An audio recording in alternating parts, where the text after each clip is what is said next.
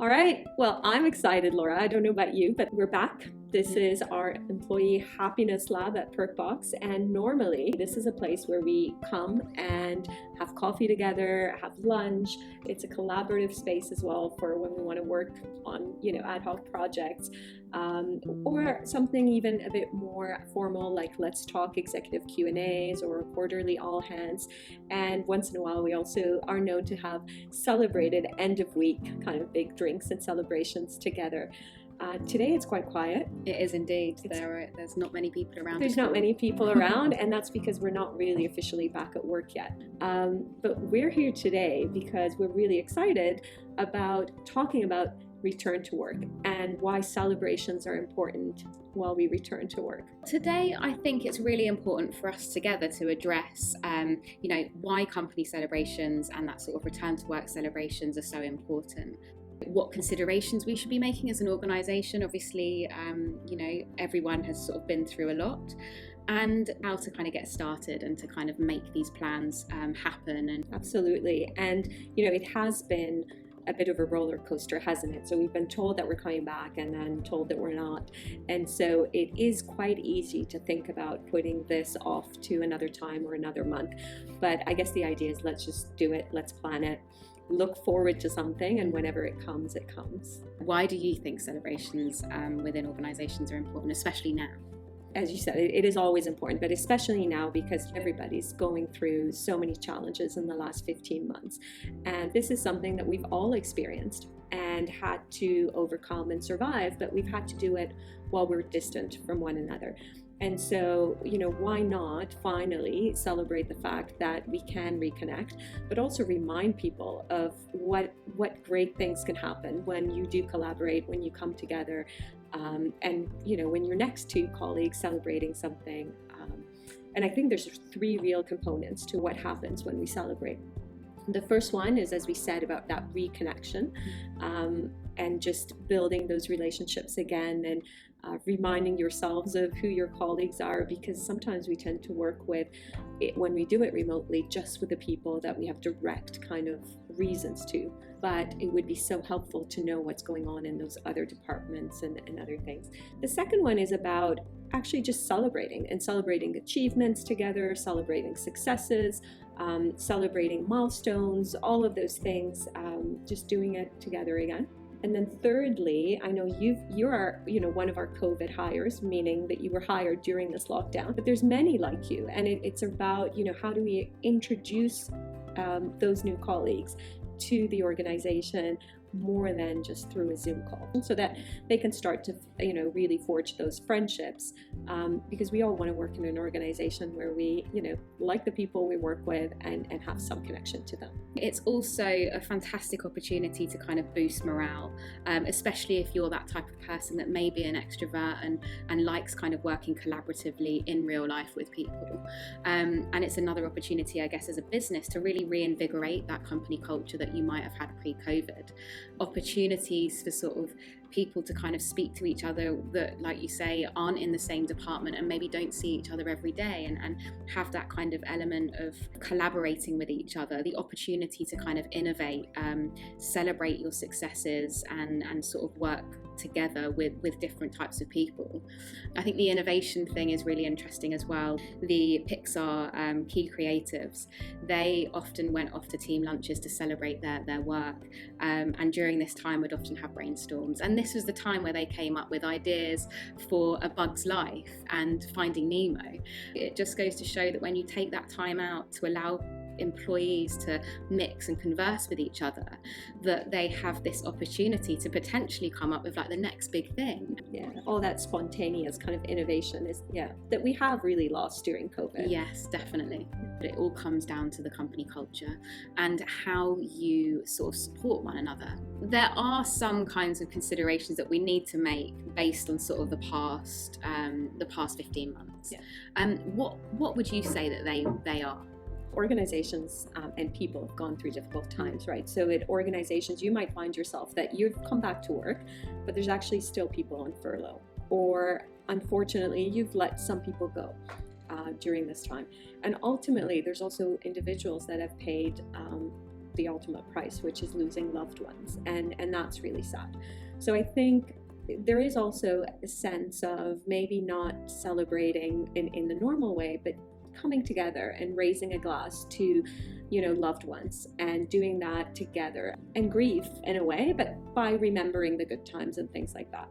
And then there's the very practical things too, meaning that you can come together as an organization and put in effort to help people who are still looking for jobs that you may have exited, and do it in a really positive way. So you might design profiles of those employees where they themselves put together what it is that they're interested in doing, where do they want to go, what's their next journey, and have their colleagues and managers write about their greatest achievements in this organization. And it kind of becomes, yes, it was a sad story, but you are continuing to support them on their journey to their next role. So I think it's really very dependent on what you have gone through as an organization, what your employees have gone through, and try to be sensitive to that and remember those things, and honor them in the right way while you continue celebrating. Yeah, and I think the other thing that is really important to kind of consider and think about is obviously the existing culture that you have as a business. Here at Perkbox, we announced in December 2020 that we will be returning to the office with a hybrid model. And that means that between the beginning of return to work and the end, we will be following a roadmap that slowly increases that time that people are in the office. And eventually everyone will be back in the office 50% of their time. It might be a long time before they're all back in at 50% of the time. So I guess our celebrations will have to think about that. So for example, summer has always been a big celebration for us at Perkbox. We have had our summer parties, which usually incorporate fun celebrations, but also our big company awards, our semi-annual company awards. So we'll want to do that, and we'll want to get as many people at that celebration as possible. Can't do it until we get the green light, of course, that we're able to come together, but we will be doing that. What if that takes too long?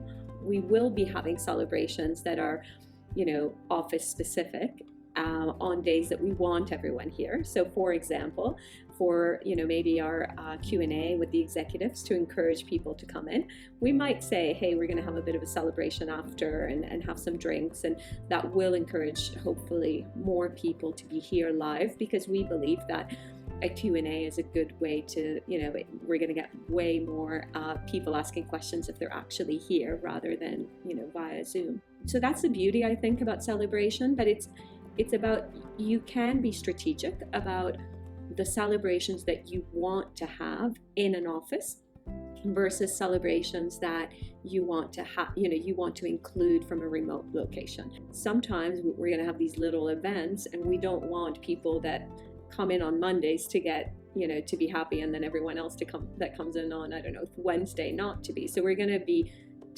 making sure that some events are just week-long things, that if you come, no matter what day of the week you're in the office, that you are experiencing a little bit of it.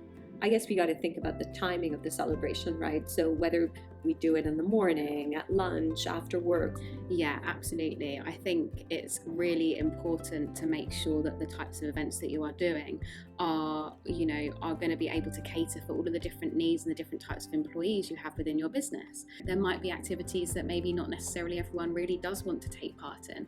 You have to remember that you can't please everyone, but the important thing is to aim to have something for everyone. So a lot of variety. Absolutely. Having variety of different types of activities and celebrations that different people can take part in. So I guess the success of an event or a celebration doesn't ultimately need to be, the biggest number of people coming in.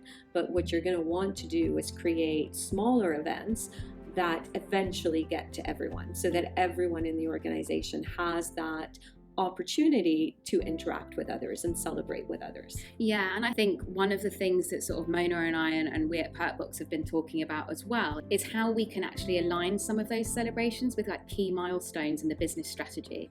At Perkbox, when we've gone through kind of our OKRs every quarter, at the end we kind of do a message from either Gautam, our CEO, or somebody puts together a message on how great the results are. But wouldn't it be wonderful if we actually now can have celebrations in the office or linked to these OKRs and milestones that we go through as a business. Yeah, absolutely. And I think it's also, if you might not have actually specifically taken part in an activity or a project, you will still, as an employee, feel a part of it. Yeah. And that's really important, is that everyone does their bit to help and make a business succeed. And I think it's important to celebrate that. Because we did hear through COVID that people are saying, we know we're doing well.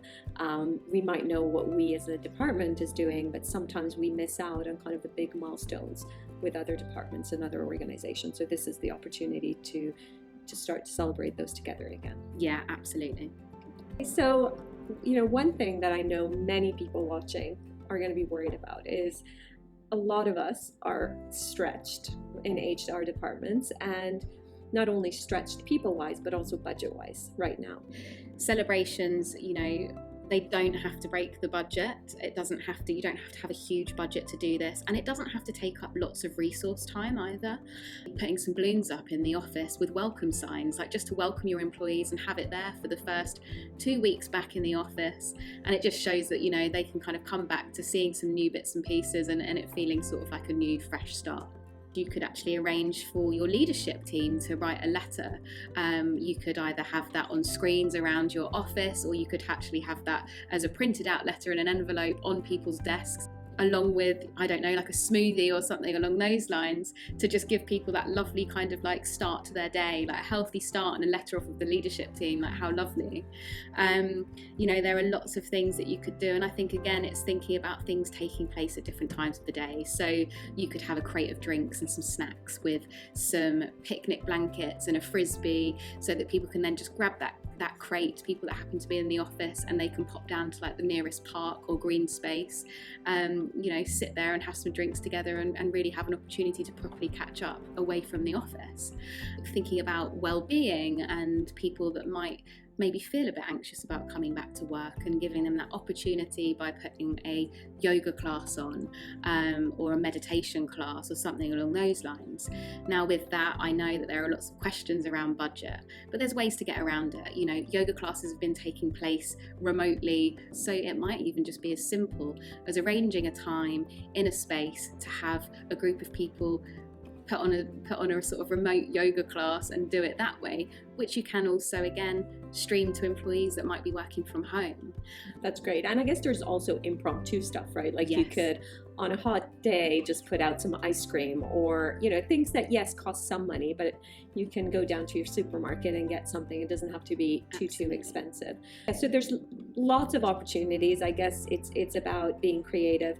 Now, how do you come up with these ideas? I often sort of draw from inspiration and sort of do some research and things. But I also think it's really important to actually collaborate and speak to your steering groups, employees, if you have kind of culture guardians or anything along those sorts of lines, or people that are really interested in the company culture and really want to harness it and champion it. We'll always have ideas. Make sure that you are sharing your thoughts and things, not on your own. Otherwise you can end up doing something that no one wanted. Yeah. And I know we do that a lot. So we speak to a lot of our employees, and a lot of our great ideas come straight from them, right? So I guess the thing is not to put the burden just on the HR department. Go out there, speak to people, and do all of that. Yeah. So we've talked about a lot of things today. So how do we communicate this? Because part of the fun is the communication, isn't it, Laura? Absolutely. I think that there are so many brilliant things that you can do, and in forms of communication and that sort of thing. We're obviously communicating by so many digital channels now as well. There's a real opportunity to kind of like build up these events, if you like. It doesn't have to be all of them, but maybe the bigger or larger kind of like events that you really want to sort of create a bit of suspense and surprise and all of that kind of stuff. You can kind of communicate things gradually by sort of dripping them through. And you can also, if you do have design resource, you can create really beautiful invitations to your summer party, for example, that really also tie into your employer brand and tie into your tone of voice and how you talk to your employees, whether it's quite formal or whether it's quite relaxed. Try and keep those things consistent. keep things simple. Don't try and overcomplicate things, especially if you don't have the time. Doing these small touches and things that you kind of can do with the time that you have and the resource that you have is absolutely better than doing nothing at all. And enjoy doing it and have some fun. Yeah, exactly. Okay, great. Well, I'm really excited, not only to kind of actually get started, but also to see how people are going to react to all of this internally. And I hope it will be fun, both to organize it, but also to participate in all of these celebrations. Yeah. That's great.